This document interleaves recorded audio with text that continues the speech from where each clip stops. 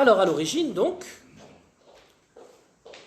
le régime parlementaire apparaît, de façon, quand on regarde sur la longue durée, avec le renversement du gouvernement North en 1782. Plutôt que de subir une procédure d'impeachment au risque de perdre la tête, les membres du gouvernement démissionnent en bloc.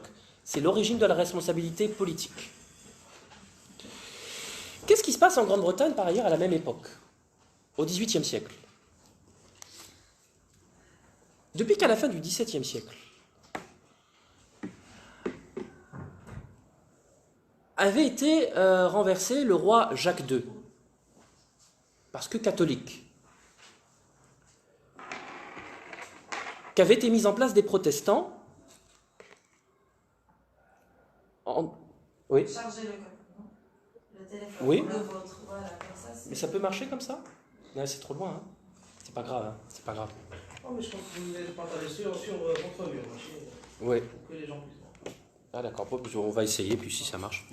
Donc, à la même époque, au XVIIIe siècle, en Grande-Bretagne, il se trouve que, en 1714, apparaît une nouvelle dynastie, qui est la dynastie des Hanovres, qui, comme son nom l'indique, est d'origine allemande, vient du Hanovre. Il se trouve qu'on va avoir 3 rois, Georges Ier, Georges II et Georges III, qui pour Georges Ier ne parlent pas l'anglais. C'est difficile de s'investir dans la politique anglaise quand on ne parle pas l'anglais. On ne parle que l'allemand. Enfin, en tout cas, il parle allemand. Son fils lui-même est né en Hanovre, etc. Et Georges III... Ouais, c'est bien. Alors... Et Georges III...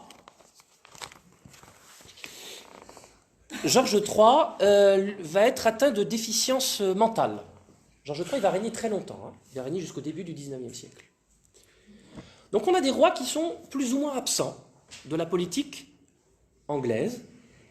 Et où se fait la politique désormais? C'est au sein du cabinet. D'accord? Du cabinet. Va apparaître l'idée de contre-saint. Le contre-saint. C'est quoi le contre-saint? C'est qu'un acte pris par le roi doit être impérativement, pour rentrer en vigueur, être contresigné, contre-saint, contresigné par le Premier ministre. D'accord? Or, le Premier ministre étant responsable à travers l'impeachment, et à partir de 1782, la responsabilité politique.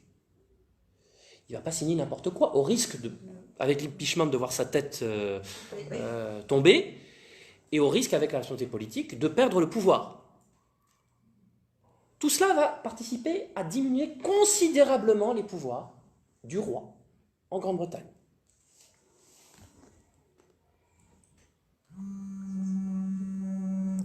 Et ce, au profit du cabinet responsable devant le Parlement. D'accord ?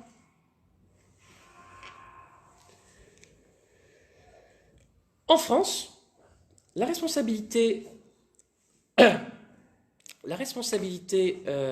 parlementarisme va apparaître sous l'empire de la Charte de 1814, où certes, il y a une responsabilité, alors le roi, sa personne est inviolable, il y a une responsabilité des ministres, mais c'est une responsabilité pénale, hein, c'est l'impeachment en fait. D'accord ? Puis,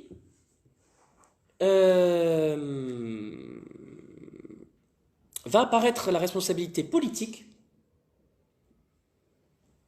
du gouvernement en France, sous l'empire de la Charte de 1814, en fait, par d'autres mécanismes qu'en Angleterre. C'est pas pour éviter l'impeachment que va apparaître la responsabilité politique. C'est par exemple le vote de la loi du budget.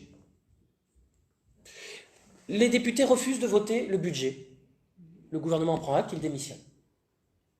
Ah oui, sinon, le pays ne tourne pas. Vous voyez ce que je veux dire ? En France, le mécanisme de responsabilité politique est apparu par d'autres biais que l'impeachment. Alors, donc ça c'est pour l'origine de la responsabilité politique.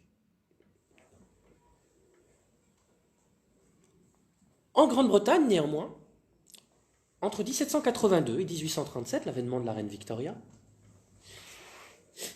on a une pratique, du coup, qui devient, on est dans un régime parlementaire désormais, ce qu'on avait appelé le régime parlementaire, où le gouvernement est responsable devant le Parlement. Mais un régime parlementaire qui est dualiste, entre 1782 et 1837. Qu'est-ce que ça signifie dualiste? C'est-à-dire que le gouvernement est responsable à la fois devant le Parlement depuis 1782, mais comme avant 1782, il est responsable aussi devant le roi. D'accord? Le roi peut renverser le gouvernement. En France, notamment sur la monarchie de Juillet, on va parler d'orléanisme. L'orléanisme, c'est un synonyme du dualisme. C'est-à-dire que le roi, Louis-Philippe en l'espèce, le gouvernement est responsable à la fois devant le Parlement, mais aussi devant le roi, qui peut défaire les gouvernements. Et avec une hiérarchie? Non, justement, ce qui crée en fait une espèce de... Alors déjà, ce qui donne des pouvoirs très forts au chef de l'exécutif, d'accord, ce dualisme-là, et qui fait que le gouvernement peut se retrouve à la fois entre deux fronts, si vous voulez, le Parlement et le chef de l'État. Ils ont deux personnes, deux Voilà. groupes à convaincre. Il faut convaincre le roi. Mais en 1837, en Grande-Bretagne, cette pratique va disparaître. D'accord ? Va disparaître. Et on va passer à un parlementarisme moniste. C'est-à-dire, moniste, le gouvernement n'est plus responsable que devant le Parlement. Non, justement, si le Parlement, le gouvernement n'était responsable que devant la reine, on serait dans un régime présidentiel, en fait. Hein, même s'il y a une reine. D'accord ? Les membres du cabinet du président américain ne sont responsables que devant le président américain. D'accord ? Ils ne sont pas responsables devant le Congrès. Hein, sauf impeachment, mais ça c'est autre chose, la procédure pénale, c'est pas politique. D'accord ? Donc, en Angleterre, on va passer d'un dualisme dans le régime parlementaire tel qu'il apparaît en 1782 jusqu'à 1837 à un monisme. Cette fois-ci, il n'y a plus que le Parlement qui renverse le gouvernement. D'accord ? En France, on va avoir, durant notamment la monarchie de Juillet, un parlementarisme dualiste qu'on va appeler donc orléanisme, hein, ce qui donne de forts pouvoirs au roi.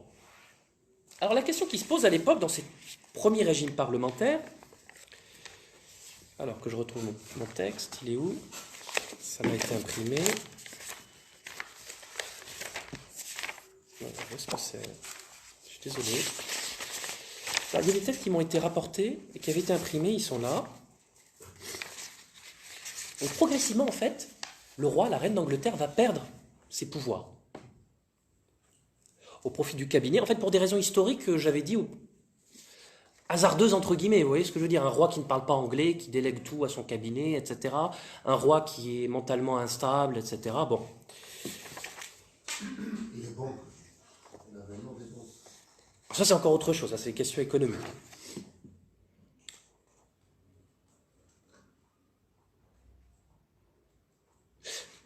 En Angleterre, du coup, le roi, sa personne n'est pas responsable, pour une raison simple, c'est que, comme le dit l'expression, le roi ne peut mal faire puisqu'il ne peut rien faire en Angleterre. Donc, dans ce sens-là, pourquoi pas qu'il ne soit pas responsable? Puisqu'il ne peut rien faire, il ne peut mal faire, d'accord? Il ne peut pas violer la Constitution ou que sais-je, il ne peut rien faire, il n'a pas de pouvoir. Il est là pour décorer, d'accord?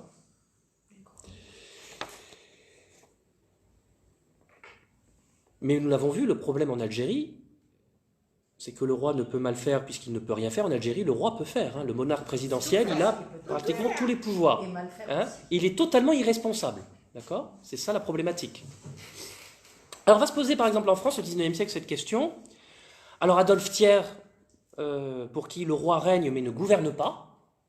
Tout se fait au nom du roi, rien ne fait par lui. D'accord? Donc ça rejoint plutôt l'Angleterre. Et le dualisme, par contre, la pratique dualiste, le trône n'est pas un fauteuil vide, ni une monarchie inerte, ça c'est Guizot. Hein, qui a été un peu l'éminence grise des gouvernements de Louis-Philippe et qui a même fini sur la fin par devenir président du Conseil. Donc à cette époque, hein, vous avez Cette idée qui progressivement va s'affirmer, que le chef de l'État, notamment le monarque à l'origine, hein, la plupart étaient des monarques, va perdre progressivement ses pouvoirs au profit d'un gouvernement responsable devant le Parlement. D'accord ? Le monarque étant irresponsable, mais parce qu'il n'a pas de pouvoir. Hein ? Et le gouvernement qui, lui, est le chef de l'exécutif, étant évidemment responsable. Pas seulement pénalement, mais politiquement. D'accord ? C'est-à-dire le Premier ministre, c'est ça. Le Premier ministre, le gouvernement, etc. D'accord. Alors en Angleterre, donc le roi ne peut mal faire puisqu'il ne peut rien faire. Dans la constitution marocaine, article 46 de 2011, hein, la personne du roi est inviolable et respect lui est dû. Dans la charte constitutionnelle française de 1814, où le roi avait énormément de pouvoir, hein, la personne du roi est inviolable et sacrée. D'accord ? La personne du roi est inviolable et sacrée. En Algérie, il n'est rien dit dans la Constitution, mais il n'est à ce point rien dit que ça revient au même. Hein. La personne du président, du monarque présidentiel algérien, est inviolable et sacrée. D'accord ? Avec ce paradoxe, la différence, je me répète, de la reine d'Angleterre, du roi ou de la reine d'Angleterre, qui a perdu ses pouvoirs tout au long du XVIIIe et du XIXe siècle, lui, le président algérien, lui, il a des pouvoirs. Hein. D'accord ? C'est pas seulement la reine d'Angleterre, le président algérien. Il n'est pas là pour décorer dans la Constitution. Bon.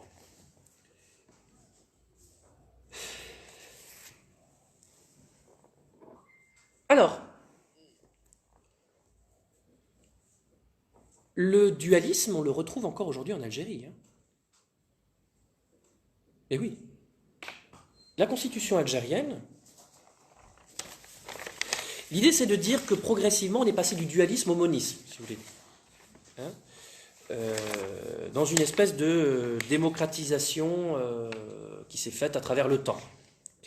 Mais en Algérie, alors je vais vous prendre la Constitution c'est là, voilà. Alors, article, alors, Algérie, hop, alors, Algérie,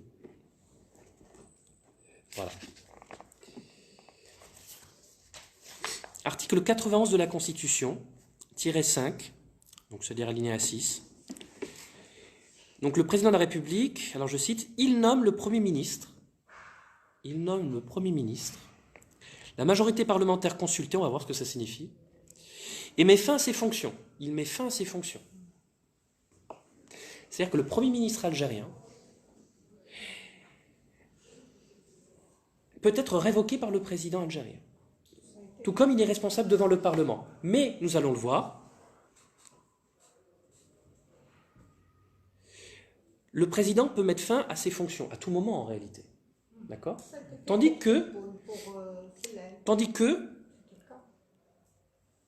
le gouvernement, lui, n'est responsable devant le Parlement qu'à des conditions extrêmement strictes dans la Constitution algérienne, très difficilement applicables.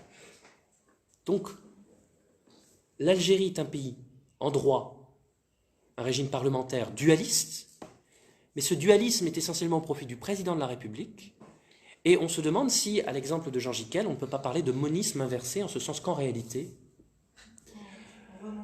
le Premier ministre n'est responsable pratiquement dans la réalité, et dans la réalité d'ailleurs des faits, hein, que devant le président de la République.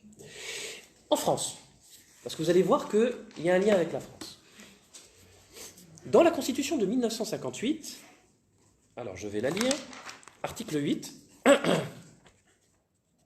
article 8. Article 8, le président de la République nomme le Premier ministre, il met fin à ses fonctions sur la présentation par celui-ci de la démission du gouvernement. Le président de la République nomme le Premier ministre, il le nomme, d'accord ? Il met fin à ses fonctions sur la présentation par celui-ci de la démission du gouvernement, par sa démission. Il ne peut pas le révoquer, d'accord ? Il ne met pas ses fonctions. Il ne met pas fin à ses fonctions comme dans la Constitution algérienne. En France, le régime de la Ve République de 1958 est un régime moniste, parlementaire moniste, où le Premier ministre et le gouvernement ne sont responsables que devant le Parlement. Ça, c'est en droit. Le général de Gaulle, d'ailleurs, lors des débats relatifs à la mise en place de la Constitution de 1958, à une question qui lui avait été posée, avait répondu que le Premier ministre ne serait responsable que devant le Parlement. pas devant le président de la République. Mais, très rapidement, va se mettre en place une pratique. Une pratique. Ce n'est pas prévu par le texte, c'est une pratique dualiste de la Ve République. C'est-à-dire que le Premier ministre, sous la Ve République, va être à la fois responsable devant le Parlement. En réalité, le gouvernement ne va être renversé qu'une seule fois par une motion de censure, en 1962, gouvernement Pompidou. Après quoi, suite à l'émergence de ce qu'on appelle le fait majoritaire, le président de la République dispose d'un parti majoritaire au Parlement qui ne répond pas en réalité au Premier ministre, mais qui répond au Parlement. D'accord ? Qui répond, au président. Il n'y aura plus jamais de remise en cause de la responsabilité du gouvernement par le Parlement, comme c'est possible en droit.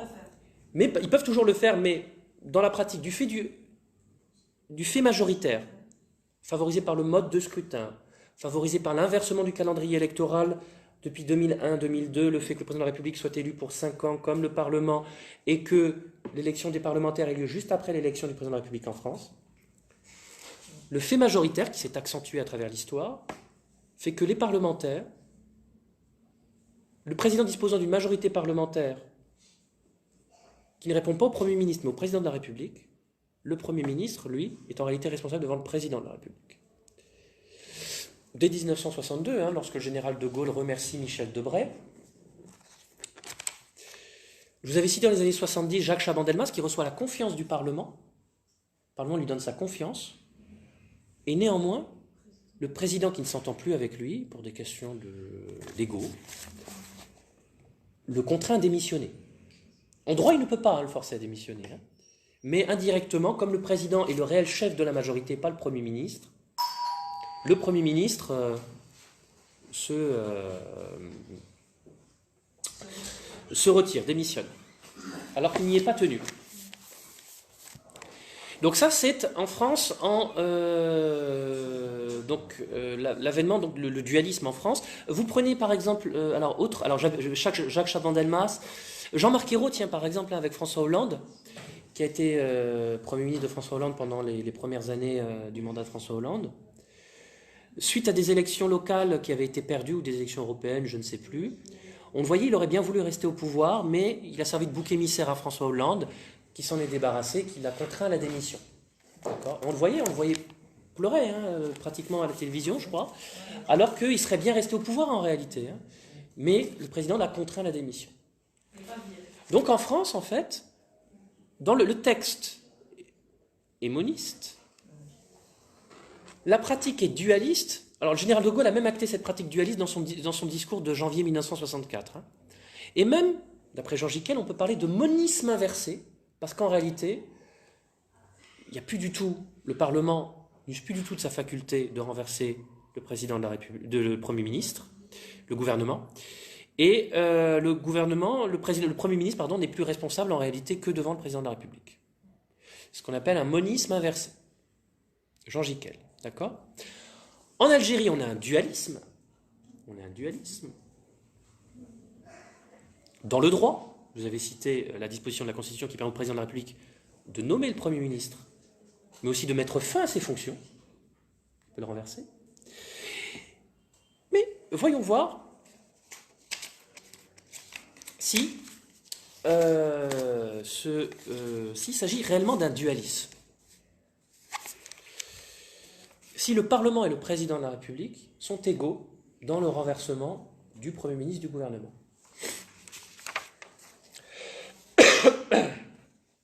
Alors,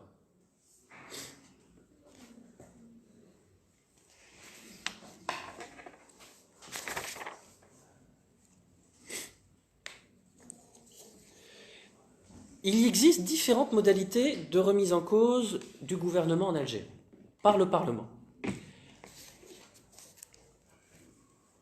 Première remarque, en Algérie, comme c'est dans le cas de beaucoup de pays, comme c'est le cas en France par exemple, le gouvernement n'est pas responsable devant le Parlement en général. Il est responsable seulement devant la chambre basse du Parlement, l'APN, l'Assemblée populaire nationale. Comme en France, il n'est responsable que devant l'Assemblée nationale, pas devant le Sénat. D'accord ? Dans certains pays comme l'Italie, il est responsable devant les deux chambres. pas en France, pas en Algérie, seulement devant l'APN. C'est ce qu'on appelle un bicaméralisme inégalitaire.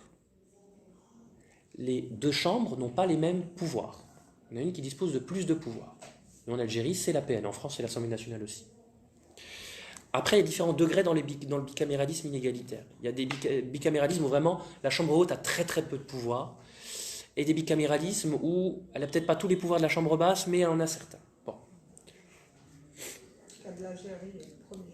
Alors, en Algérie, bicaméralisme inégalitaire, le gouvernement n'est responsable que devant la chambre basse. Sous quelles conditions? Le Premier ministre, alors article 94, le Premier ministre soumet le plan d'action du gouvernement à l'approbation de l'Assemblée populaire nationale. Celle-ci ouvre à cet effet un débat général. Le Premier ministre peut adapter ce plan d'action à la lumière de ce débat et en concertation avec le Président de la République. Article 95, en cas de non-approbation du plan d'action du gouvernement par l'Assemblée populaire nationale, le Premier ministre présente la démission du gouvernement au Président de la République. Celui-ci nomme à nouveau un Premier ministre selon les mêmes modalités.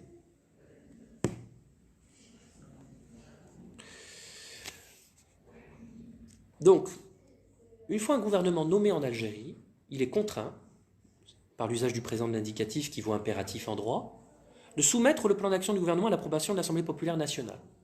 Donc imaginons que pendant 5 années, il n'y ait qu'un seul gouvernement.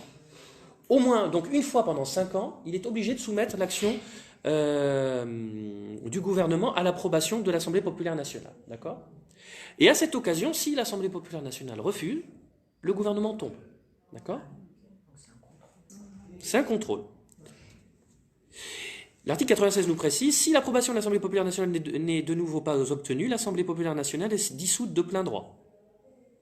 Donc s'il y a 2 reprises, le Parlement refuse le plan d'action du gouvernement, il est dissous. Pour la chambre basse. Hein. C'est le Parlement. C'est d'abord la chambre basse. La chambre basse, l'APN. l'APN. Donc ça, c'est une première occasion de remettre en cause la responsabilité du gouvernement. Ça se fait dans les faits. Non, dans les faits, ça ne se fait pas, évidemment. Je crois que le président de la République peut déposer son veto et sauver le. En fait, c'est la dissolution qui fait ça, déjà. La dissolution. C'est la dissolution du Parlement. Automatique, là, elle est automatique. Hein, là, elle est automatique. C'est-à-dire, s'il y a 2 reprises, l'APN refuse le plan d'action du gouvernement, dissolution. De deux gouvernements qui se suivent. Parce que Différents. ouais. Alors ensuite,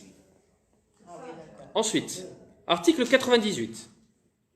Le gouvernement doit présenter annuellement, donc il doit, hein, rien quand vous mettez le présent de l'indicatif, ça vaut impératif, mais alors là, on précise, il doit.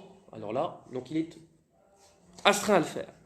Le gouvernement doit présenter annuellement à l'Assemblée populaire nationale une déclaration de politique générale. La déclaration de politique générale donne lieu à débat sur l'action du gouvernement. Ce débat peut s'achever par une résolution. Il peut également donner lieu au dépôt d'une motion de censure par l'Assemblée populaire nationale, conformément aux dispositions des articles 153, 154 et 155 ci-dessous. Le Premier ministre peut demander à l'Assemblée populaire nationale un vote de confiance. Si la motion de confiance n'est pas votée, le Premier ministre présente la démission du gouvernement. Dans ce cas, le président de la République peut, avant l'acceptation de la démission, faire usage des dispositions de l'article 147 ci-dessus. Le gouvernement peut également présenter au Conseil de la Nation une déclaration de politique générale. Alors, je m'explique. Chaque année, le gouvernement est tenu obligatoirement de présenter une déclaration de politique générale, à la suite de laquelle l'APN peut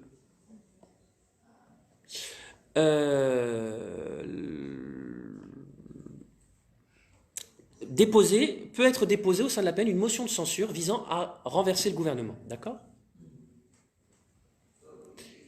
Mais cette motion de censure, en Algérie, elle n'est possible que lorsque le gouvernement présente annuellement à l'Assemblée populaire nationale une déclaration de politique générale.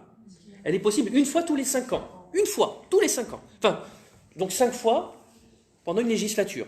Plus le plan d'action du gouvernement à l'approbation de l'Assemblée populaire nationale qui doit être présenté à chaque fois qu'un gouvernement est formé. Hein ? Donc, l'APN n'a à peu près qu'à une demi-dizaine de reprises durant une législature la possibilité de renverser le gouvernement. C'est extrêmement limité, hein, comparé à d'autres pays démocratiques. C'est extrêmement limité. les périodes d'ouverture qui permettent de renverser le gouvernement. Il y a une troisième possibilité que je viens de lire, à l'article 88, c'est la confiance. Alors je répète, le Premier ministre peut demander à l'Assemblée populaire nationale un vote de confiance. Si la motion de confiance n'est pas votée, le Premier ministre présente la démission du gouvernement. Mais ça, il peut, il n'est pas obligé. Il peut, et on imagine bien que s'il risque de perdre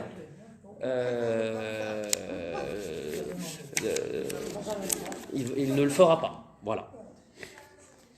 Hein, si cette motion de confiance devient une motion de défiance, le Premier ministre ne va pas se risquer à faire voter la confiance.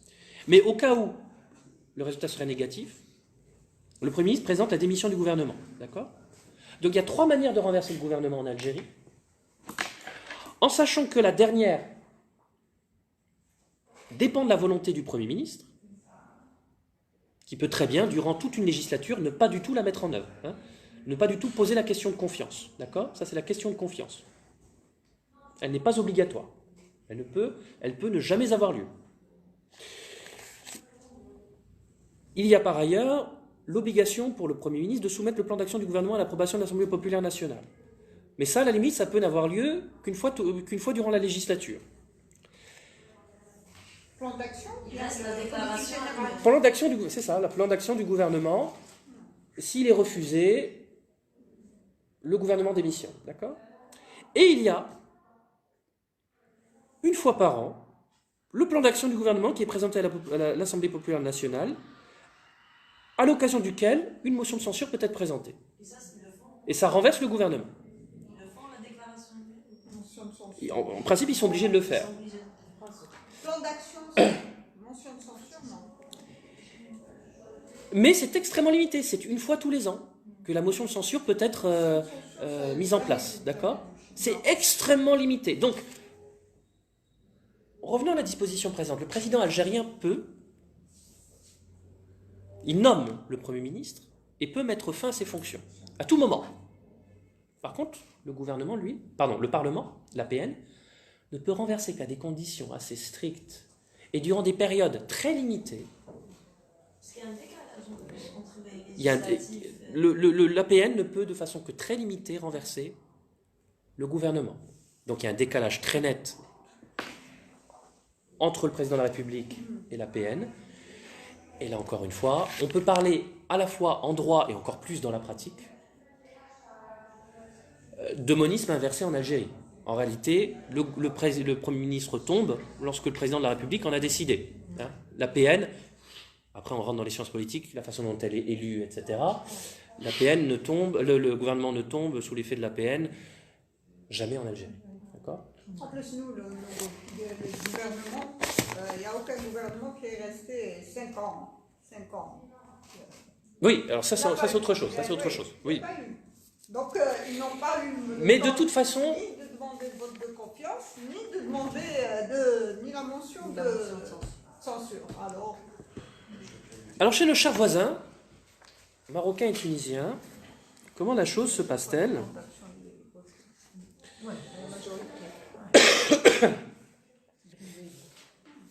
Au Maroc, article 47 de la Constitution marocaine de 2011, le roi nomme le chef du gouvernement au sein du parti politique arrivé en tête des élections des membres de la Chambre des représentants et au vu de leurs résultats.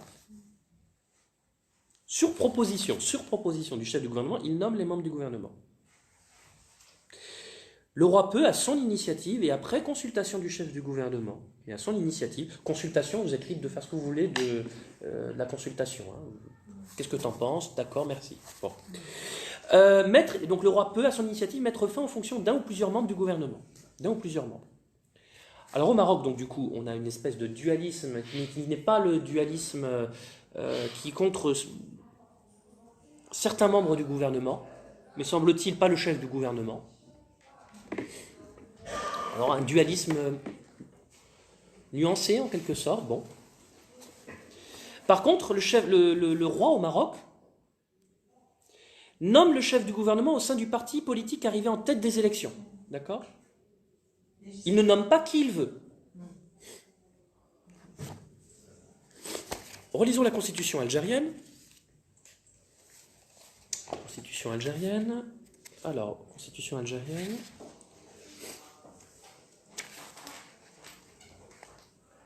Alors, en Algérie, ils se sont inspirés du Maroc, mais ils ont perverti la disposition marocaine, et on va voir comment. Parce que ça a été introduit en 2016. Hein.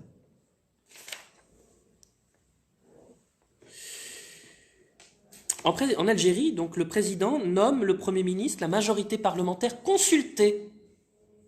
Consultée. Au Maroc, le roi nomme le chef du gouvernement au sein du parti politique arrivé en tête des élections, des membres de la Chambre des représentants, et au vu de leurs résultats. En Algérie, ils consultent la majorité parlementaire, c'est-à-dire que la majorité parlementaire, FLN, alors qu'est-ce que vous en pensez? Je vais nommer un tel. D'accord, merci. Hein? Ou non, d'accord, je suis pas votre conseil. Ou je ne suis pas votre conseil, je nomme n'importe quoi, hein, majorité parlementaire FLN, il nomme quelqu'un du RND, du TAJ, ou quelqu'un qui est totalement apolitique, hein, totalement un technicien. Il peut nommer absolument qui il veut. Il consulte simplement la majorité parlementaire. Consulter. Retenez bien les termes, hein, ils ont leur poids. Au Maroc, il est obligé de nommer au sein du parti politique arrivé en tête des élections des membres de la Chambre des représentants au vu de leurs résultats. Bon, en sachant que si on lit strictement, par contre, il peut choisir au sein du parti. Hein? Il n'est pas obligé de prendre le leader du parti. Il peut prendre quelqu'un voilà, qui lui plairait plus ou que sais-je. Bon. Alors pourquoi je vous dis ça? Parce que par exemple à l'époque de la 4e République, le président du Conseil n'entrait en fonction qu'une fois que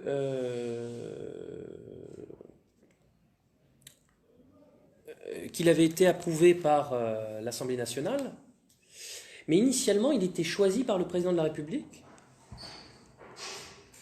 qui faisait en sorte, enfin, les présidents de la République, il y en a eu deux hein, sous la 4e République, ne nommaient pas nécessairement le chef de la majorité parlementaire comme président de la République. Du coup, ils nommaient parfois des seconds couteaux, des gens qui n'étaient pas nécessairement les têtes de liste, ce qui faisait que ça favorisait parfois l'instabilité parlementaire parce que l'homme fort du gouvernement n'était pas nécessairement l'homme fort politiquement de la politique nationale. Vous voyez ce que je veux dire, du parti majoritaire et autres. Bon.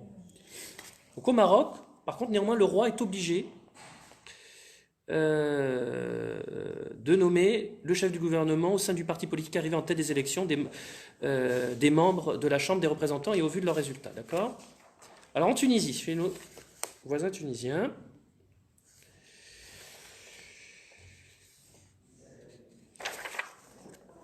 alors en Tunisie, je vais vous retrouver ça tout de suite.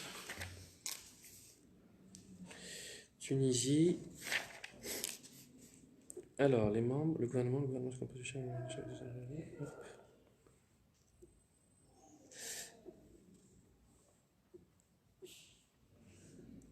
Alors.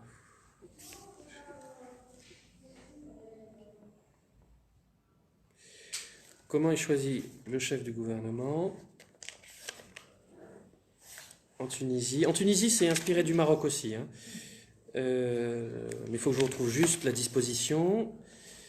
Alors, le président de la République, je suis désolé, mais hop, je croyais l'avoir noté.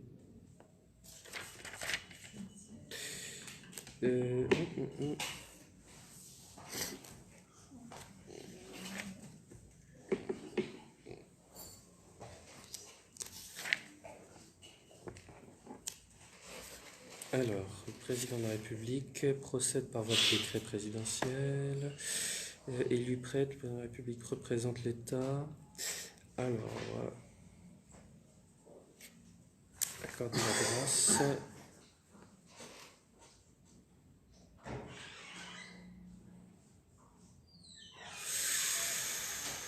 Bon, en Tunisie, il y a la même idée. Hein. La même idée que le gouvernement, le chef du gouvernement doit être choisi au sein de la majorité parlementaire. Voilà. Il faudrait que je retrouve la disposition exacte, parce qu'il y a toujours des nuances entre les différentes dispositions. Mais en Algérie, donc pourquoi? Parce que ça c'est nouveau. Hein. C'est nouveau au Maroc en 2011, c'est nouveau en Tunisie 2014, et c'est nouveau en Algérie 2016. Sauf que nous en Algérie, qu'est-ce qu'on a mis? On a mis consulte. Il consulte. Il n'est pas du tout tenu, c'est pas du tout obligatoire. Vous voyez, il peut nommer absolument qui il veut. Bon. Et il veut pas. Ce qui est le cas dans la pratique. Alors, donc en Algérie, on a un dualisme, voire un monisme inversé au profit du président de la République. La contrepartie de la responsabilité du gouvernement devant le Parlement, c'est que l'exécutif dispose d'un pouvoir de dissolution du Parlement. Hein? Alors ça existait en Angleterre, par exemple, bien avant la responsabilité politique du gouvernement, la possibilité pour le roi de dissoudre la Chambre des communes. Qui est toujours le cas. Alors aujourd'hui, en fait, depuis 2011 en Angleterre, en fait, en Grande-Bretagne, c'est plus limité en fait que ça n'était auparavant. Auparavant, ça pouvait se faire sous n'importe quelle condition, alors que maintenant c'est conditionné. Dans d'autres pays, comme la France, par exemple, l'article 12, il n'y a aucune condition de fond à l'application de l'article de la dissolution. Alors je vais vous lire la Constitution française.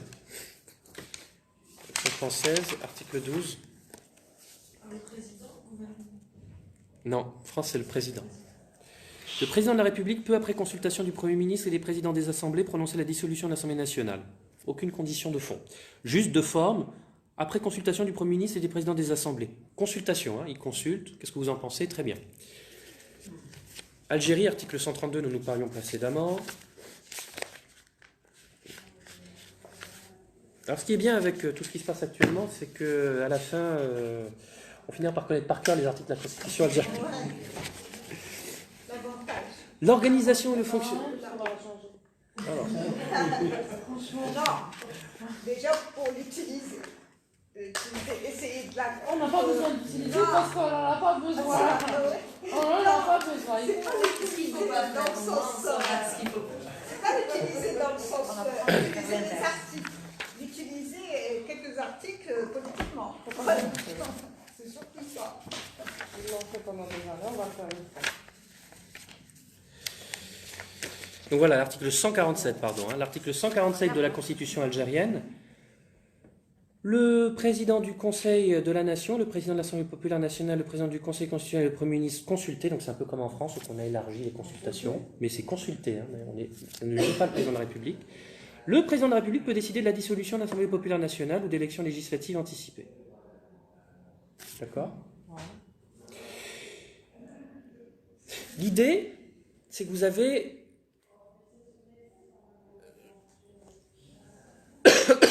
une interdépendance des organes dans le régime parlementaire. Le gouvernement est responsable devant le Parlement et le Parlement peut être dissous par l'exécutif.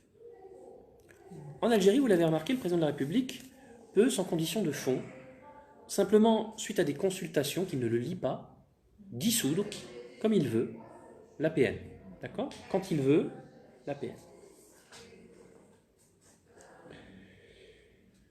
Néanmoins, nous l'avons vu, quant à la responsabilité du gouvernement devant le Parlement, en Algérie, elle est extrêmement limitée. Alors que lui, le Premier ministre, le président de la République, peut mettre à n'importe quel moment fin à ses fonctions. D'accord ? Vous remarquez le déséquilibre des pouvoirs ici ? Total, qui est total. Hein ?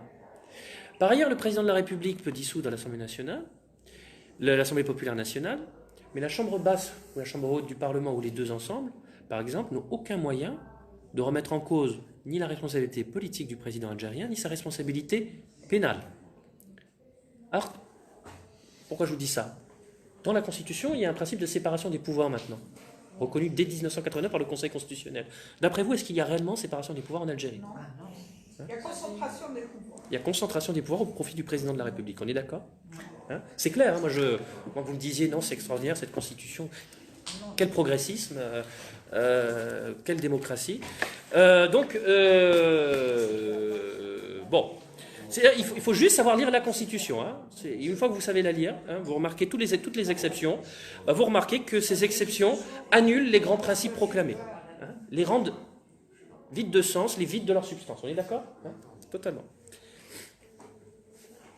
Alors les dissolutions, quel type de dissolution existe-t-il ?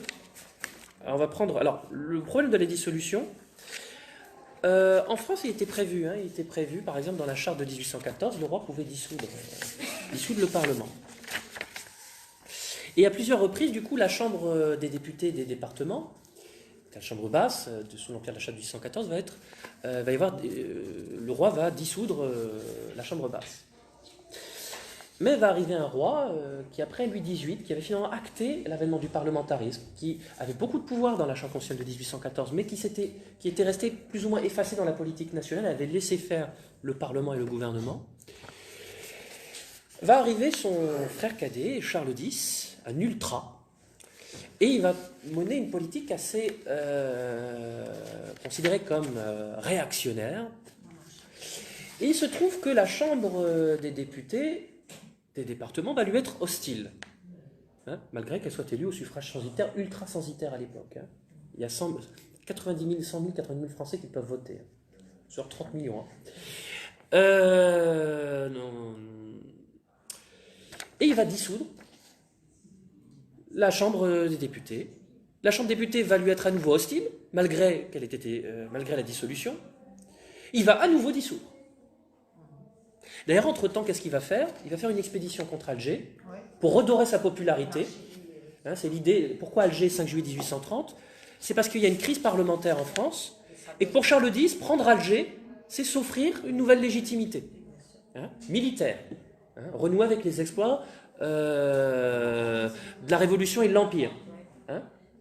Bon, ça va lui servir strictement à rien. Il va prendre Alger le 5 juillet 1830, mais moins d'un mois plus tard, il va être renversé par la révolution des Trois Glorieuses. D'accord?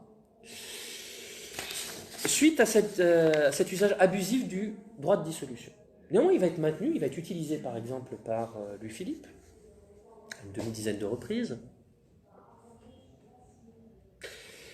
Et lorsque la Troisième République va être mise en place en France, le président de la République, sous l'empire des lois constitutionnelles de 1875, aura ce droit de dissolution. À la condition qu'il ait l'accord du Sénat. Vous voyez, par exemple, la Constitution française de 1958 et la Constitution algérienne actuelle sont beaucoup plus larges. En Algérie comme en France, il faut seulement des consultations. En 1875, il faut l'accord du Sénat. Et qu'est-ce qui va se passer? C'est qu'après la mise en place des lois constitutionnelles de 1875, va arriver... Jusque-là, l'Assemblée nationale qui avait mis en place ces lois constitutionnelles était monarchiste. Ils n'avaient juste pas à se mettre d'accord sur qui sera le roi. Un légitimiste, un orléaniste, etc. Bon, un Orléans. Puis après la mise en place des nouvelles institutions, les élections vont être favorables à qui? Aux républicains. Or, il se trouve que le président de la République, à ce moment-là, en France, le maréchal de Mac Mahon, qui avait été gouverneur général de l'Algérie au passage, le maréchal de Mac Mahon était royaliste. Donc du coup, il y avait une opposition, si vous voulez, entre le maréchal de Mac Mahon, qui était au pouvoir depuis 1873, et le Parlement républicain, la Chambre basse républicaine. Qu'est-ce qu'il va faire en 1877, la crise de 1877? Le maréchal de Mac Mahon, alors que la Constitution ne le prévoit pas. La Constitution de 1875, elle prévoit un régime parlementaire moniste, où le gouvernement n'est responsable que devant le Parlement.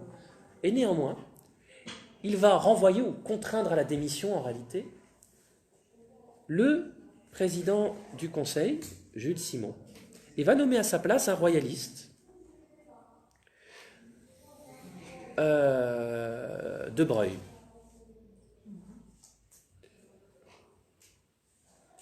Suite à quoi il va dissoudre la Chambre des députés, avec l'accord du Sénat. Néanmoins, la nouvelle Chambre des députés qui sera élue sera toujours majoritairement républicaine. Le président va tenter à un moment, le gouvernement de Broglie va démissionner, le président de la République va tenter pendant un moment d'user d'une espèce d'un gouvernement de techniciens, plutôt que d'avoir un gouvernement républicain, puis Gambetta, il devra se soumettre ou se démettre. Il va se soumettre et nommer un républicain. Après quoi, il finira par se démettre et démissionner, d'ailleurs.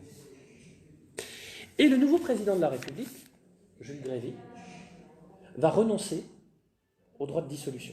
D'accord ? Alors que dans la Constitution de 1875, le président de la République y avait le droit. Mais l'usage qu'en avait fait le maréchal de Mac-Mahon avait décrédibilisé cette disposition-là, à un tel point que la pratique introduite par Jules Grévy va devenir une coutume constitutionnelle, et durant tout le restant de la Troisième République, il n'y aura plus jamais de dissolution de la Chambre des députés. Ça va favoriser quoi, du coup? Alors là, c'est l'inverse en Algérie, où on avait vu. On est dans un régime parlementaire, généralement un régime parlementaire, vous vous souvenez, responsabilité du gouvernement devant le Parlement et possibilité pour l'exécutif de dissoudre le Parlement, l'une des deux chambres, ou bien la chambre basse, ou bien les deux chambres. Italie, les deux chambres, France-Algérie, la chambre basse. En Algérie, il y a un déséquilibre au profit du président de la République par rapport au Parlement. Là, en France, sous l'empire de la Constitution de 1875, à partir de ce qu'on va appeler abusivement la Constitution Grévy, il y aura un déséquilibre au profit du Parlement. Si bien qu'on va parler de régime d'assemblée, plutôt de système d'assemblée, pour reprendre Marie-Anne Cohandé. C'est-à-dire qu'on a un régime parlementaire où il y a un déséquilibre des pouvoirs dans la pratique au profit du Parlement. D'accord ? Le président de la République va devenir totalement effacé, alors que ce n'était pas le cas dans la Constitution de 1875. Il n'était pas effacé. Il avait l'initiative législative, par exemple. Hein, possibilité de dissoudre, à condition d'avoir l'accord du Sénat, etc. Bon, la Chambre basse. C'est un président fort. Pourquoi, juste, hein, anecdotiquement, pourquoi le président était fort sur la Constitution de 1875 ? Parce qu'en fait, c'était un président qui était considéré toujours comme provisoire par les monarchistes qui avaient fait cette Constitution-là, avec cette idée que lorsqu'ils se seront mis d'accord pour choisir le roi remplacera le président et aura les pouvoirs du président de la République. D'accord ? Bon, il n'y aura pas de retour du roi. Alors, donc là, c'est ce qu'on appelle le système d'assemblée. Alors, qui existait en France, par exemple, en 1792-1795, avec la Convention, où l'exécutif était totalement soumis à la Convention, hein, au Parlement. Et ça existait durant la majeure partie de la Troisième République, à quelques exceptions près, comme au début avec le maréchal de Mac-Mahon. Ou à l'époque du président Mitterrand, mais qui va être contraint à la démission indirectement par la Chambre des députés.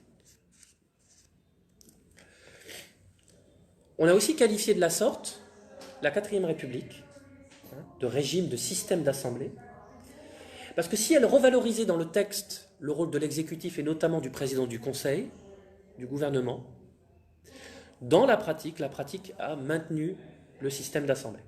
D'accord ? Alors du coup, qu'est-ce qui s'est passé pour sortir de ce système d'assemblée ? Est apparu où le Parlement était finalement tout-puissant, ce qu'on appelait ce que Raymond Carré de Malberg appelait le parlementarisme absolu. On va avoir l'apparition du parlementarisme rationalisé. Parlementarisme rationalisé, qui est une expression de Boris Merkin-Getsevich, que l'on va voir apparaître dès le lendemain de la Première Guerre mondiale avec la Constitution de la République de Weimar, 1919, en Allemagne, et qu'on va voir surtout apparaître au lendemain de la Deuxième Guerre mondiale. Alors par exemple en France, dès la loi constitutionnelle du 2 novembre 1945, dans la Constitution de 1946, mais ça ne donnera pas d'effet, parce que la pratique fera en sorte que cette rationalisation du parlementarisme sera annihilée, et surtout dans la Constitution de 58. Et pourquoi c'est très important ? Parce que ça va influencer la Constitution algérienne considérablement. C'est quoi l'idée de la rationalisation du parlementarisme ?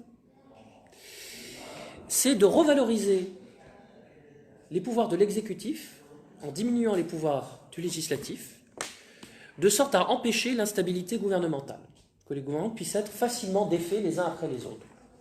D'accord ? Donc on revalorise l'exécutif en lui donnant un certain nombre de pouvoirs qui permettent d'éviter l'instabilité gouvernementale. Alors, petits exemples qu'on retrouve dans la Constitution algérienne, mais qui sont issus déjà de ce qu'on appelle la loi constitutionnelle du 2 novembre 1945 en France, la Constitution de 1946, etc. En Algérie, je vous ai parlé de la motion de censure. D'accord? La motion de censure est très difficile à mettre en place. On peut la mettre en place, on ne peut voter la motion de censure qu'une fois, une fois par an. Donc 5 fois durant une législature. L'article 154 de la Constitution algérienne nous précise que la motion de censure doit être approuvée par un vote pris à la majorité des 2/3 des députés. Donc c'est une majorité qualifiée. Hein, c'est pas 50% des députés plus 1. C'est les 2/3 des députés. Majorité qualifiée. Et on nous précise que le vote ne peut intervenir que 3 jours après le dépôt de la motion de censure. 3 jours après le dépôt de la motion de censure. C'est quoi cette idée-là? Cette idée de mettre un délai entre le dépôt de la motion de censure et son vote, c'est apparu dès la loi constitutionnelle du 2 novembre 1945 en France. C'est quoi l'idée? C'est l'idée de dire on laisse passer un petit temps, plus ou moins long selon les pays. Donc ici en Algérie, 3 jours, de sorte à ce que l'effervescence suscitée lors du dépôt de la motion de censure au sein de l'APN, imaginons, pourrait se tasser au bout de 3 jours, se calmer, et finalement la motion de censure ne pas être votée. C'est ça l'idée. Afin de favoriser la stabilité gouvernementale. C'est ça l'idée. La rationalisation du parlementarisme. D'accord? Donc ça, c'est un des effets de la rationalisation du parlementarisme, qu'on retrouve dans quantité de pays, dont la France et l'Algérie.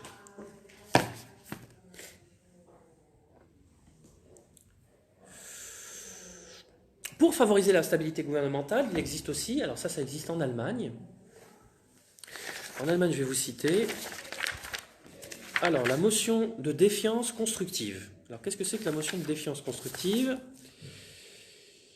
En Allemagne, alors que je retrouve ma disposition. J'espère que je l'ai sur moi. Ah oui, il y avait 4 pages, et en fait, c'est la 4e page que je ne retrouve plus. Voilà, c'est ça. Donc la motion de défiance constructive en Allemagne, comment renverser le gouvernement en Allemagne? Le Bundestag, c'est la chambre basse du Parlement allemand, par opposition au Bundesrat, qui est la chambre haute, ne peut exprimer sa défiance envers le chancelier fédéral qu'en élisant un successeur à la majorité de ses membres.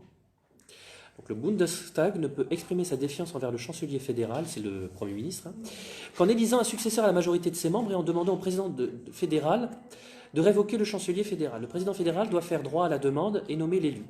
48 heures doivent s'écouler entre le dépôt de la motion et l'élection. Alors 48 heures, ça on retrouve ça on a ça en France depuis le lendemain de la Deuxième Guerre mondiale, on a ça en Algérie, on vient de le voir. Mais la spécificité, afin de favoriser la stabilité gouvernementale, on impose au Bundestag, qui voudrait renverser le chancelier fédéral, d'en choisir un autre. De sorte à ce qu'on ne se retrouve pas dans un vide institutionnel. Donc ça, c'est, si vous voulez, une forme particulièrement avancée de rationalisation du parlementarisme, qui n'existe ni en France ni en Algérie, et qui existe désormais depuis 2014 en Tunisie. Alors en Tunisie,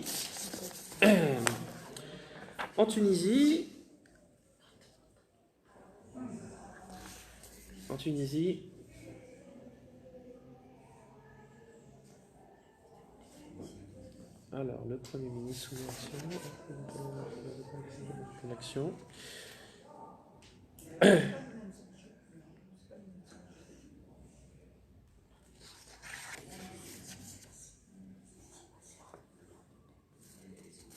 vais vous retrouver dans le texte, en Tunisie.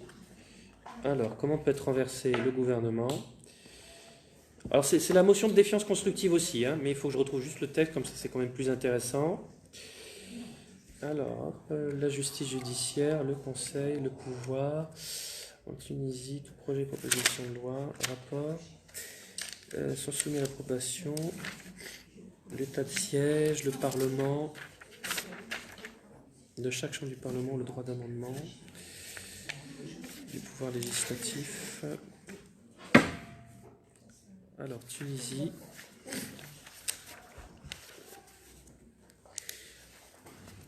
Sont soumis à l'approbation la loi électorale et matières autres. L'Assemblée des représentants. Hop. Voilà, c'est ça. Alors, voilà. Je comprends comment ils ont organisé en fait le petit manuel. Alors, en Tunisie, le gouvernement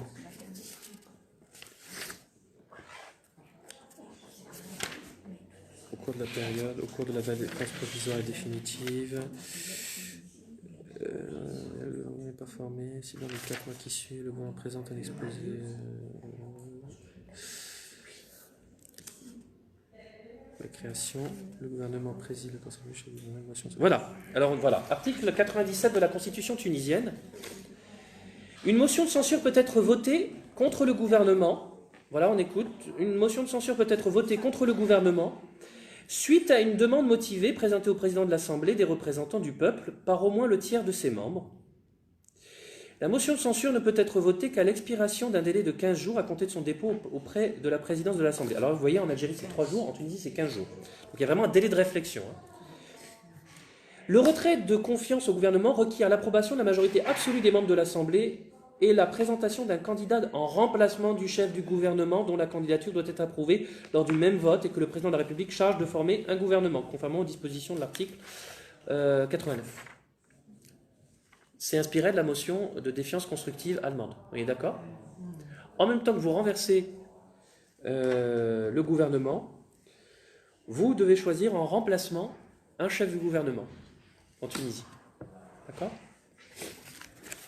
Donc là, c'est l'influence allemande dans la constitution tunisienne. Alors, c'est pas le cas en Algérie. Hein. C'est pas le cas en Algérie. Voilà. Ça veut dire quoi choisir? C'est-à-dire Choisir, c'est qu'il est, il est élu. Hein. non, ça veut dire qu'ils sont tenus d'être d'accord et opposition et gouvernement par... C'est-à-dire, vraiment, c'est l'idée. Hein. C'est quoi la motion de défiance constructive? C'est que vous ne pouvez renverser le gouvernement, le Premier ministre, qu'en choisissant un remplaçant au même moment. C'est l'idée de ne pas avoir de vide institutionnel. D'accord? Par le parti majoritaire ou par le... Par le Parlement, mais j'allais dire, si le parti majoritaire est réellement majoritaire... Ils votent en une fois pour hein, les deux, en fait. On doit voilà. voter. Mais sinon, ce qui peut se passer, ce qui est un peu paradoxal, ce qui peut se passer, du coup, c'est que le chef du gouvernement, Premier ministre, chancelier, peut être maintenu au pouvoir alors qu'il est minoritaire. C'est-à-dire que tant que le Parlement n'a pas trouvé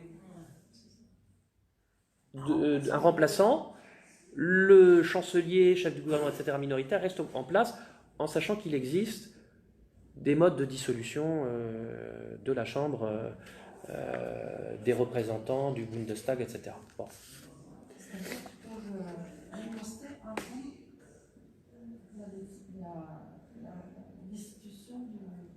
Voilà. Il y a des modes, en fait, dans les deux sens. Il y a des possibilités pour l'exécutif ou pour le législatif de renverser l'un ou l'autre. D'accord? Là, on remarque qu'il y a un certain équilibre dans les institutions. Hein. Mais vous l'avez remarqué, encore une fois, dans la Constitution algérienne, il n'y a pas du tout d'équilibre. Hein. C'est-à-dire les possibilités, je me répète, pour le gouvernement d'être renversé par le Parlement sont extrêmement limitées, alors que la possibilité pour le président de la République de dissoudre quand il veut, le Parlement est totale, alors que par ailleurs, il peut renverser le Premier ministre quand il veut aussi. Il peut le démettre de ses fonctions quand il veut. D'accord? En 2014, ils ont réécrit en très grande partie la Constitution. Est-ce qu'ils l'ont annulée et ils en ont fait une nouvelle? Les Tunisiens, ils ont fait une constituante où, si vous voulez, ils ont repris l'ensemble de la Constitution. Mais néanmoins, ils ont gardé certains éléments de la Constitution de 59. Certains éléments notamment extrêmement symboliques, sensibles, etc. Comme l'article 1er qui dit que... l'article 1er qui est issu de la Constitution 59 qui dit que... alors je vais vous le citer parce que comme ça... c'est encore mieux. Alors, Tunisie, article 1er. La Tunisie est un État libre, indépendant et souverain. L'islam est sa religion, l'arabe sa langue et la République son régime. Vous voyez? Ça, c'est repris de la Constitution de 59. Bon. Ça a été voté au Parlement. Ça a été voté par l'Assemblée constituante. Pas de référendum. Non. Ça, c'est en Tunisie. Alors, le régime parlementaire, par ailleurs, alors qu'est-ce que j'ai pas encore dit? Donc j'ai parlé, oui, c'est bon.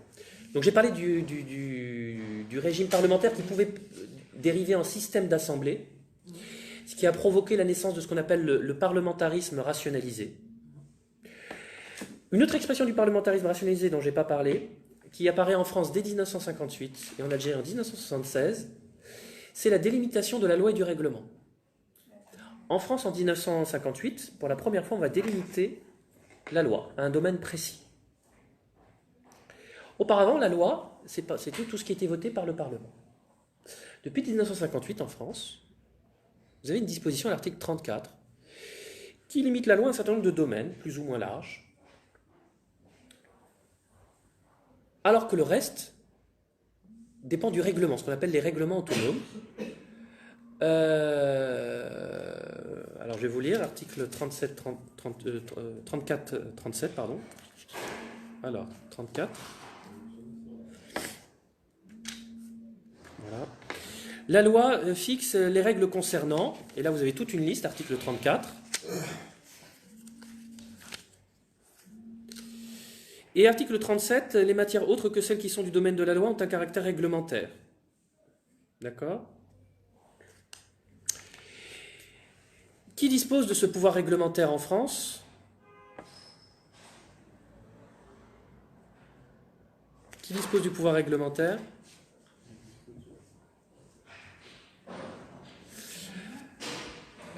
Non, c'est le Premier ministre, hein, le gouvernement. Pas le président de la République. En Algérie, qui dispose du pouvoir réglementaire autonome ? Le président de la République, qui n'est pas responsable politiquement, ni pénalement. Magnifique. Alors, j'ironise évidemment. Donc, cette limite, en fait, cette limitation, article 34, article 37, qu'on retrouve dans la Constitution algérienne, depuis 1976, hein, pas en 1963, du coup, elle fait que la loi, désormais, se définit à la fois organiquement parlant, c'est ce qui est voté par le Parlement, mais matériellement parlant, c'est ce qui rentre dans le domaine de la loi. D'accord ? Aussi bien en Algérie qu'en France. Il faut savoir qu'à l'origine, en France, par exemple, le Conseil constitutionnel, lorsqu'il était mis en place, c'était pas pour défendre les droits et libertés fondamentaux, parce que les droits et libertés fondamentaux, il y en avait extrêmement peu dans la Constitution en 1958, puisqu'on considérait à l'origine que le préambule n'avait pas de valeur constitutionnelle. C'est là où il y a l'essentiel des droits et libertés fondamentaux. Le rôle principal du Conseil constitutionnel en France, lorsqu'il était mis en place en 1958, c'était de faire en sorte que soit bien appliquée la délimitation entre la loi et le règlement. C'est une mesure de rationalisation du parlementarisme au détriment du Parlement, pour faire en sorte que si le Parlement votait une loi qui en réalité relevait du domaine du règlement,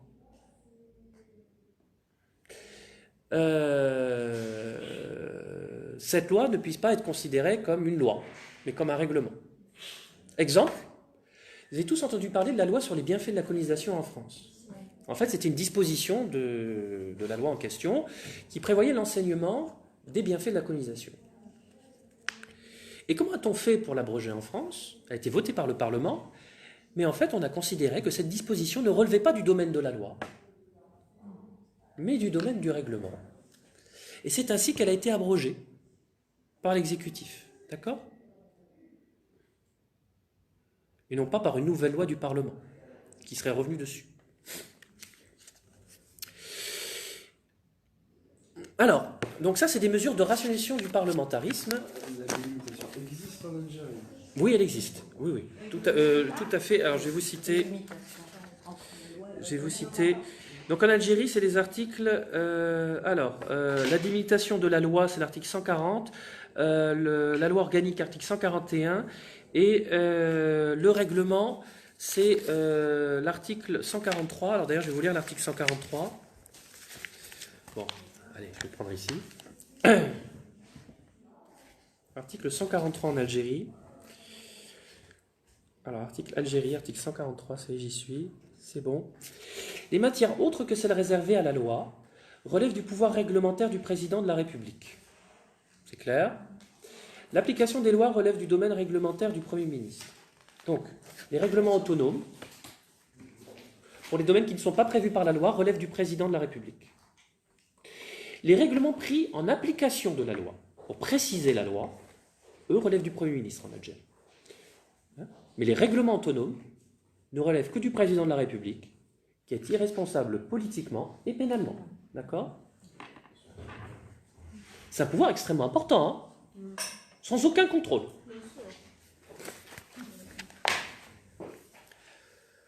Donc le régime parlementaire... Non, ça c'est autre chose. Ça c'est les ordonnances. Les ordonnances, ce sont des textes qui ont vocation à devenir des lois. Donc c'est sur le... En fait, là, c'est le président de la République qui, en période d'intercession parlementaire en Algérie, peut prendre des ordonnances dans le domaine de la loi. D'accord ? Dans le domaine de la loi. Et qui doivent être ratifiées par le Parlement. Donc, oui, juste aussi petite précision. En Angleterre, à l'origine, et c'est très largement le cas aujourd'hui, le cabinet est constitué de quoi? Il est constitué de parlementaires. D'accord? De parlementaires. Les membres du cabinet britannique sont par ailleurs des députés. Ils ont le double statut. C'est ce qui explique à l'origine le fait que, le gouvernement est l'initiative du vote, l'initiative législative à concurrence du Parlement, d'accord? Parce qu'ils sont eux-mêmes députés, les membres du gouvernement. En France, depuis 1958, ça a été interdit. Il n'y a pas de possibilité d'être à la fois député et membre du gouvernement. Mais ce qui est problématique quant à la légitimité du gouvernement pour être à l'initiative des lois. Vous comprenez ce que je veux dire? Bon, je passe. Mais le fait que, en Algérie c'est le cas, que le gouvernement est à concurrence du Parlement l'initiative des lois, ça c'est aussi une caractéristique du régime parlementaire, parce qu'il n'y a pas une spécialisation des fonctions. Hein? L'initiative législative est partagée par l'exécutif et par le législatif, d'accord? Alors que ce n'est pas le cas aux États-Unis. Le président américain ne peut pas directement, en tout cas, proposer de loi au Congrès. L'initiative des lois, par ailleurs, selon les périodes, selon les régimes, quand il y a du bicaméralisme, il peut avoir lieu ou bien seulement la chambre basse, qui est à l'initiative des lois, ou bien ce sont les deux chambres. En France, en 1795, ce n'était pas un régime parlementaire, c'était un régime directorial, on reviendra là-dessus la prochaine fois. La chambre basse, le Conseil des 500, avait l'initiative des lois, et la chambre des anciens, qui était plus âgée, un ancêtre du Sénat, l'idée de dire ils sont plus matures, avait voté les lois. D'accord? En France, l'initiative des lois est partagée dans la Constitution de 58 par la Chambre basse et la Chambre haute, l'Assemblée nationale et le Sénat, en sachant qu'en cas de différend, le Premier ministre peut trancher au profit de l'Assemblée nationale. L'Assemblée nationale avoir le dernier mot. D'accord? Bicaméralisme inégalitaire. En Algérie, sous l'empire de la Constitution de 1996, qui avait seulement l'initiative des lois? L'APN. L'APN à concurrence du gouvernement, mais au sein du Parlement, seulement l'APN, pas le Conseil de la Nation. Depuis 2016, on reviendra là-dessus, on aura une séance particulière là-dessus. Depuis 2016, l'APN peut être à l'initiative des lois, à concurrence de l'APN. Donc le Conseil de la Nation peut être à l'initiative des lois, à concurrence de l'APN et du gouvernement. Si. L'APN, non seulement, l'APN, deux choses, on reviendra là-dessus. Pardon, le Medjlis El Oumma, le Conseil de la Nation d'Algérie, est à la fois l'initiative des lois et les votes désormais. Auparavant, il les votait seulement, il ne pouvait pas être à l'initiative des lois en 96, d'accord? Depuis 2016, il peut être à l'initiative des lois. Bon. Alors tout ça, ça dépend des pays, etc. Il y a des évolutions. Bon, je passe là-dessus. Donc, ce qu'on a vu, c'est que le régime parlementaire est un régime de séparation souple des pouvoirs avec une interdépendance des organes et une non-spécialisation des fonctions. Il peut dévier, entre guillemets, en un système d'assemblée, où en termes de séparation des pouvoirs, en réalité, c'est l'assemblée qui a la réalité des pouvoirs, ou, et c'est là où je voudrais en terminer, en ce que l'on a appelé, le terme est contesté, le régime semi-présidentiel. C'est une expression qui vient de Maurice Duverger, alors qui est remise en cause. Hein. Alors Marianne Coandé, elle va parler de système présidentialiste, on va voir, on va expliquer. Le régime semi-présidentiel, c'est quoi? En fait, ça s'inscrit dans le régime parlementaire, hein, c'est une sous-catégorie. Jean Gicquel, lui, préfère parler de régime présidentialiste, pas présidentiel. Présidentialiste, c'est quoi? vous avez un président élu au suffrage universel direct, ce qui ne lui donne pas plus de pouvoir en soi, mais qui lui donne symboliquement une plus forte légitimité que les parlementaires qui sont élus dans des circonscriptions. Néanmoins, on reste dans un régime parlementaire puisque le gouvernement reste responsable devant le Parlement. Donc on reste dans un régime parlementaire, deuxième condition. Et troisième condition, le président de la République dispose de forts pouvoirs. Et effectivement, dans la Constitution de 58, le président de la République n'est pas systématiquement soumis au contre-seing. Le président de la République, c'est l'article 19 de la Constitution, dispose de pouvoirs propres qui ne sont pas soumis au contre-seing du Premier ministre. Et excusez-moi, voilà, ça. Alors, pourquoi il fait ça? Hop, voilà. Par exemple, le droit de dissolution, c'est un droit propre du président de la République en France.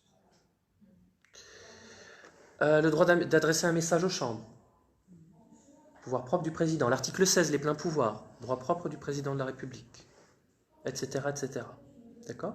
Le président de la République en France, en tant qu'arbitre et gardien de la Constitution, il dispose de pouvoirs exceptionnels en cas de crise, qui ne sont pas soumis au contre-seing du Premier ministre. D'accord? Il est élu au suffrage universel direct, mais on reste dans un régime parlementaire, puisque le gouvernement est responsable devant le Parlement. Ce serait un exemple de régime semi-présidentiel. La Constitution de Weimar, 1919 en Allemagne, c'est le premier exemple de régime semi-présidentiel. En Algérie, on pourrait parler dans ce sens-là de régime semi-présidentiel, puisque le président algérien est élu au suffrage universel direct. Certes, le gouvernement est responsable devant le Parlement, mais aussi devant le président algérien, enfin le Premier ministre, et que le président dispose de pouvoirs considérables, alors beaucoup supérieurs de très loin au président français. D'accord? Certains distinguent les régimes semi-présidentiels monistes des régimes semi-présidentiels dualistes, parce qu'en France, le régime semi-présidentiel, il est en droit moniste, le gouvernement est responsable que devant le Parlement, en pratique seulement il est dualiste. Des régimes semi-présidentiels dualistes, comme la Russie par exemple, hein, où le gouvernement est à la fois responsable devant le Parlement et devant le président de la Fédération de Russie. En Algérie, on l'a vu, le Premier ministre, donc on est dans un régime semi-présidentiel dualiste, le Premier ministre est responsable à la fois devant le président de la République et devant la chambre basse du Parlement, l'Assemblée populaire nationale. Donc on a des régimes semi-présidentiels monistes et des régimes semi-présidentiels dualistes, mais les régimes semi-présidentiels dualistes prévoient des pouvoirs beaucoup plus forts pour le président. En France, théoriquement, hein, c'est un régime semi-présidentiel moniste, mais vous l'avez vu que dans la pratique, c'est dualiste en réalité. Voire même un monisme inversé. Mais c'est la pratique, c'est pas le droit. D'accord ? Alors, Marielle Coandé, elle n'aime pas du tout cette expression, et elle va parler plutôt, par exemple, pour la France, de système présidentialiste, parce qu'en réalité, en France, je vais vous lire l'article 5 de la Constitution. Hein, en France, le président de la République veille au respect de la Constitution, il assure par son arbitrage le fonctionnement régulier des pouvoirs publics ainsi que la continuité de l'État, il est le garant de l'indépendance nationale, de l'intégrité du territoire et du respect des traités. Si on lit strictement cette disposition-là, le président est un arbitre et un garant. Il n'intervient qu'à titre exceptionnel, avec les pouvoirs propres dont il dispose à l'article 19 de la Constitution, le pouvoir de dissolution en cas de crise gouvernementale, en cas d'impossibilité d'avoir une majorité parlementaire, etc. Mais il n'intervient qu'à titre exceptionnel, d'accord ? Alors qu'à l'article 20 de la Constitution française, le gouvernement détermine et conduit la politique de la nation, il dispose de l'administration et de la force armée, il est responsable devant le Parlement dans les conditions et suivant les procédures prévues aux articles 49 et 50. Le gouvernement détermine et conduit la politique de la nation. C'est le gouvernement. Et le Premier ministre, article 21, dirige l'action du gouvernement. Il est responsable de la défense nationale, pas de domaine réservé. Il assure l'exécution des lois, etc. Le chef de l'exécutif en France, le chef de l'État c'est le président de la République, le chef de l'exécutif c'est le Premier ministre. Le président de la République en France c'est un arbitre et un garant. Mais dans la pratique des institutions de la Ve République, telle que mise en place dès le général de Gaulle et accentuée par la suite, d'abord ce que l'on a appelé le domaine réservé, qui est un mythe. Tiens, on l'a vu d'ailleurs, il est responsable de la défense nationale, le Premier ministre en France. Le domaine réservé inventé par Jacques Chaban-Delmas en 1959 qui dit que le président de la République dispose de l'Algérie, alors ça c'est jusqu'en 60 de l'indépendance, des affaires étrangères et de la défense, c'est un mythe. C'est écrit nulle part dans la Constitution française. Certes, le président français est chef des armées, comme le président de la 4ème République était chef des armées, comme la reine d'Angleterre est chef des armées. On est d'accord là-dessus. Mais ce domaine réservé, cette fable, comme l'appelle Marielle Coandé, va, dans l'inconscient collectif français, finir par pénétrer par la désinformation, hein, les masses, Alors qu'en réalité, toute personne qui a fait du droit constitutionnel sait que c'est faux. Hein, d'accord ? Mais si en France, c'est un mythe, en Algérie, le mythe est une réalité. D'accord ? Vous voyez ? La dérive présidentialiste des institutions françaises en Algérie, elle est devenue réalité. Je vais citer Algérie. Alors, où est-ce qu'il est le président de la République ? Il est là. Voilà. Alors, j'ai pas l'habitude d'user encore de cet ouvrage. Alors.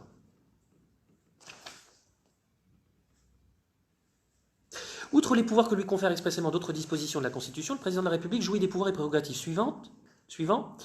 Il est le chef suprême des forces armées de la République, il est responsable de la défense nationale, il arrête et conduit la politique extérieure de la nation. Donc en matière de défense et d'affaires étrangères, là où le président de la République en France n'est pas compétent, cela relève du Premier ministre et du gouvernement. En Algérie, la pratique française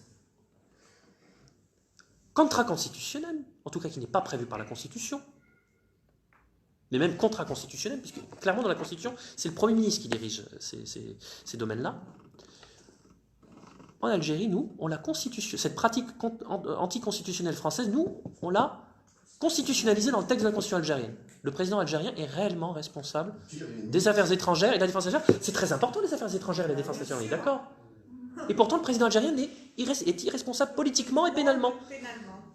Vous imaginez, militairement, il fait absolument n'importe quoi. Militairement, il fait une guerre, il commet des massacres, bon, irresponsable. C'est quel article déjà En Algérie, c'est l'article 91. 91. Donc c'est gravissime, hein.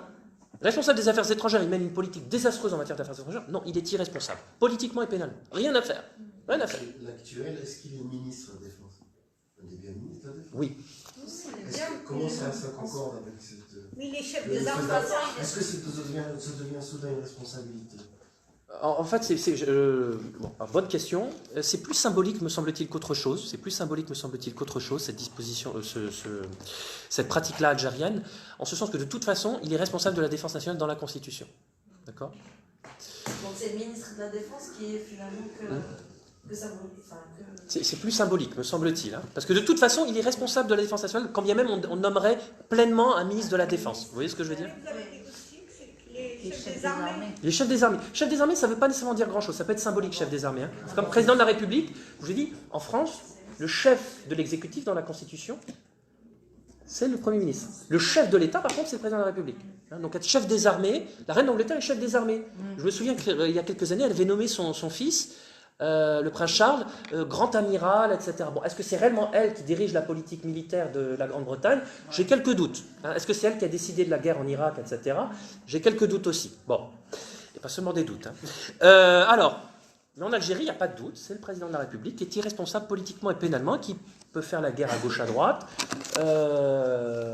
Alors, la Constitution limite les cas de guerre à la défense nationale, mais j'allais dire, en cas de massacre ou quoi que ce soit, il est totalement irresponsable. D'accord ? C'est bon. Donc en Algérie, en France, on distingue un régime parlementaire avec une dérive présidentialiste, un système présidentialiste. Mais en Algérie, ce qui est intéressant, c'est que ce système présidentialiste, il a été inscrit dans la Constitution même. Donc on a réellement un régime parlementaire avec un président qui, pas seulement dans la pratique, est extrêmement puissant, mais dans le droit même algérien, est très puissant. D'accord ?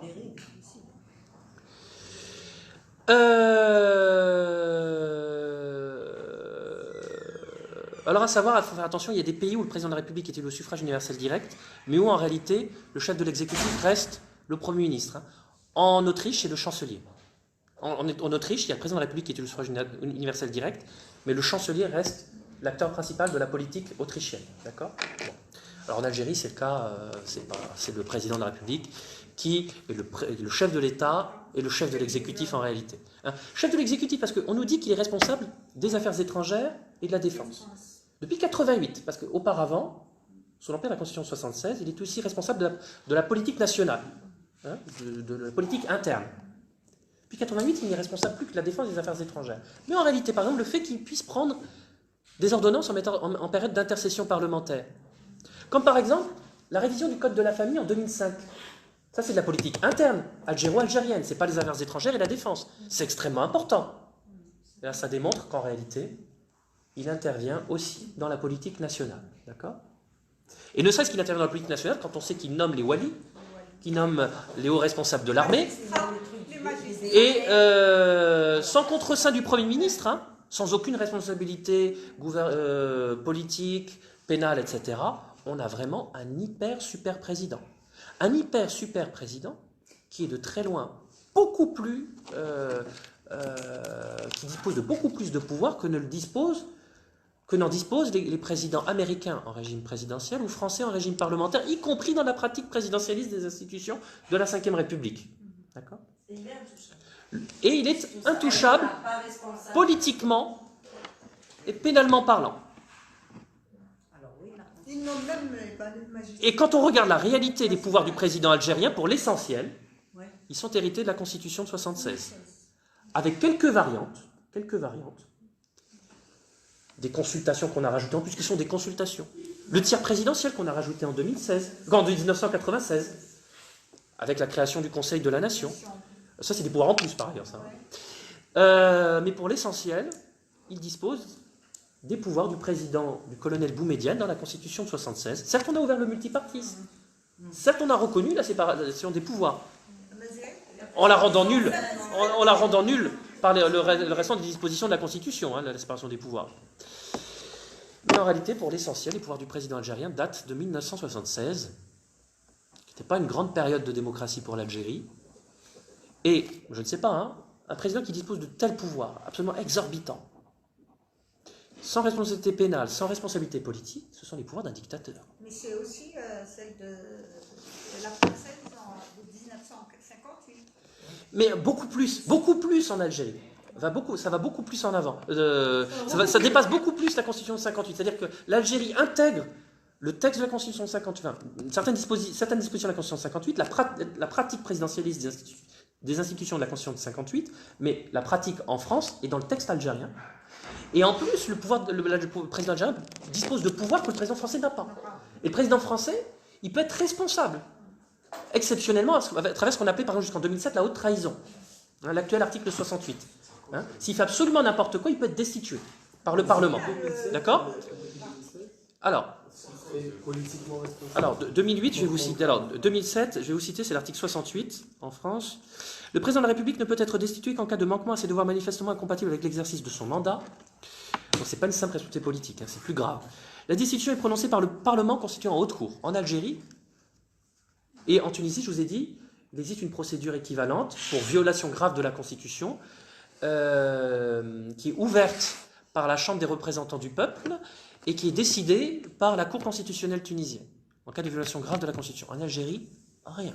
Il y a l'article 177 de la Constitution qui parle justement d'installer une haute cour en cas de trahison. Il est institué une haute cour de l'État pour connaître des actes pouvant être qualifiés de haute trahison du président de la République, des crimes et délits du Premier ministre commis dans l'exercice de leurs fonctions. La composition, l'organisation et les fonctions de la haute cour ainsi que les procédures applicables sont fixées par une loi organique. Par le grand organisme. Non, du président et du Premier ministre. Il est institué. Il y a deux choses différentes pour le président. Mais par loi organique, c'est-à-dire la pratique, comment on appelle ça? La loi. Pour l'appliquer, il faut une loi organique qu'on n'a pas. Qui n'existe pas. En fait, c'est comme l'état d'urgence. L'état d'urgence en Algérie, qui a été très longtemps appliqué dans la Constitution algérienne, qui a été longtemps appliqué depuis 92, qui a été réitéré en 93 jusqu'à 2011, la Constitution prévoit qu'une loi organique organise cet état d'urgence, qui n'est pas défini, qui n'a pas de limite, etc. dans la Constitution algérienne. Cette loi organique n'est jamais advenue. D'accord ? Comme il y a beaucoup de lois organiques qui nous sont... Et en l'espèce, donc, excellent. Théoriquement, le président peut faire l'objet d'une procédure de haute trahison. Ce qui pourrait être le cas, par exemple, pour ce qu'il a fait le 11 mars 2019. Mais cette loi organique n'a jamais été mise en place.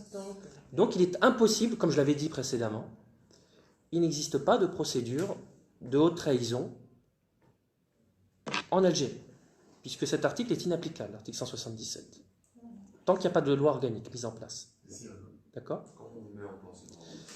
C'est ça. Une loi organique, elle est mise en place, elle est votée par le Parlement, et une spécificité de la loi organique, c'est qu'elle est soumise obligatoirement au Conseil constitutionnel. D'accord ? Oh, Les 2 tiers.